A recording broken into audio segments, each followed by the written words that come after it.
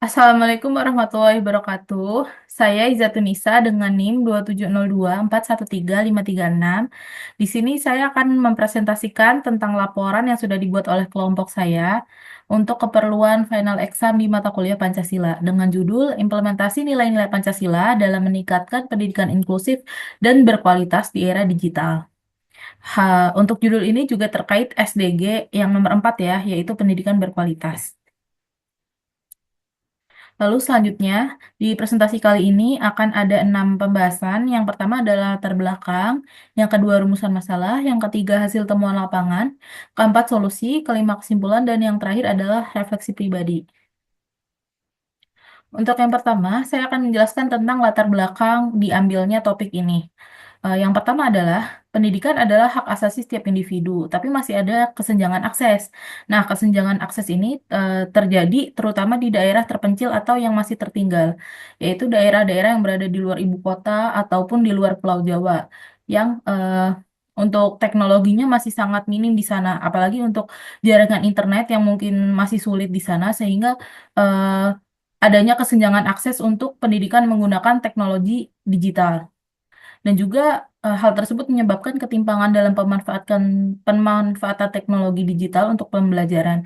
Sehingga yang di ibu kota itu sudah bisa maksimal menggunakan teknologi digital, sedangkan yang di luar ibu kota atau di daerah terpencil masih lumayan susah untuk menggunakan teknologi tersebut. Lalu, kurangnya infrastruktur di daerah terpencil. Dan yang terakhir adalah kemampuan digital tenaga pendidik masih rendah, dan hal tersebut dapat menghambat pembelajaran berbasis teknologi. Lalu selanjutnya, untuk latar belakang ini juga kita mengambil poin dari SDG nomor 4, yaitu pendidikan berkualitas, yang berhubungan dengan Pancasila juga, keadilan bagi seluruh rakyat Indonesia. Jadi, dengan adanya hubungan antara Pancasila dengan SDG tersebut, kita dapat mengoptimalkan pendidikan inklusif berbasis teknologi di Indonesia ini. Lalu untuk rumusan masalahnya adalah yang pertama bagaimana tantangan utama dalam mencapai pendidikan inklusif dan berkualitas di Indonesia pada era digital. Lalu untuk yang kedua bagaimana nilai-nilai Pancasila dapat diimplementasikan dalam sistem pendidikan untuk mendukung tujuan SDG yang keempat. Untuk yang ketiga adalah bagaimana kolaborasi antara pemerintah, pendidik, dan masyarakat dapat memperkuat implementasi nilai-nilai Pancasila dalam pendidikan. Dan yang terakhir adalah strategi apa yang efektif yang dapat digunakan untuk mengintegrasikan nilai-nilai Pancasila dengan teknologi digital dalam mendukung pendidikan yang inklusif. Lalu, setelah adanya wawancara dan survei yang kami lakukan, berdasarkan wawancara dengan beberapa narasumber, dapat ditemukan tantangan utama dalam implementasi pendidikan inklusif berbasis nilai-nilai Pancasila di era digital ini adalah yang pertama, adanya ketimpangan akses teknologi dan infrastruktur, terutama tadi di luar ibu kota atau di daerah terpencil. Lalu yang kedua, kurangnya kompetensi digital tenaga pendidik.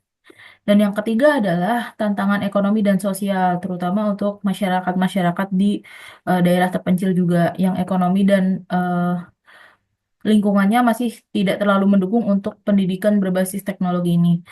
Lalu yang keempat, kurangnya integrasi nilai-nilai Pancasila dalam pendidikan digital, lalu kurangnya apresiasi terhadap tenaga pendidik dan profesional pendidikan.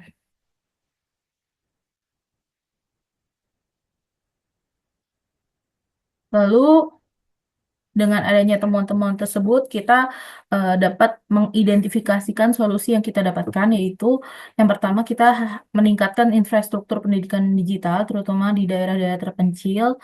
Lalu kita juga mengadakan pelatihan teknologi bagi pendidik, sehingga seluruh pendidik, terutama di daerah terpencil dan daerah pelosok, dapat mengoptimalkan eh, pembelajaran menggunakan teknologi digital.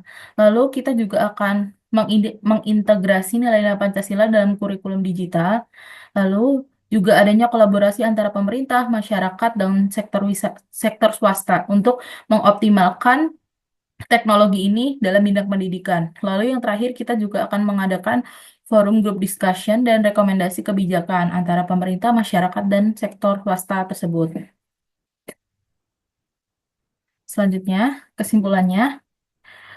Pendidikan inklusif berbasis nilai-nilai Pancasila berpotensi meningkatkan akses dan kualitas pendidikan di era digital.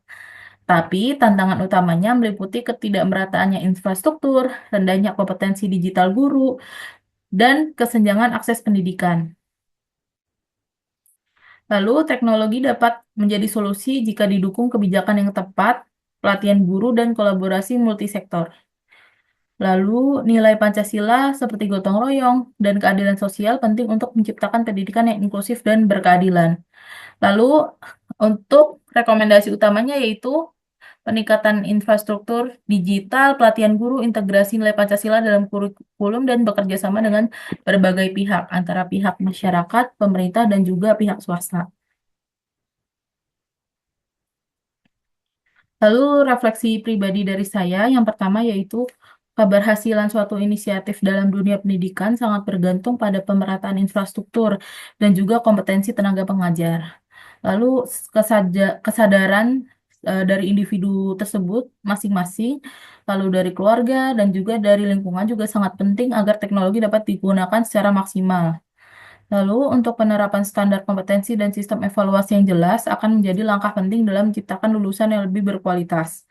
Lalu, yang terakhir adalah keberlanjutan sebuah proyek dalam dunia pendidikan tidak hanya bergantung pada individu tersebut, tapi juga pada strategi pertumbuhan eh, pendidikan tersebut dan juga dukungan dari berbagai pihak.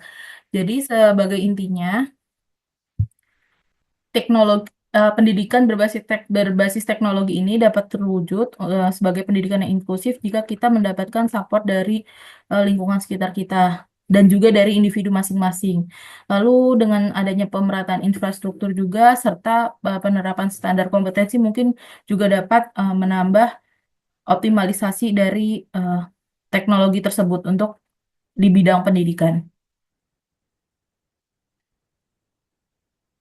Eh, Sekian dari saya, mohon maaf bila ada kurangnya. Terima kasih sudah mendengarkan. Terima kasih. Nggak ke record.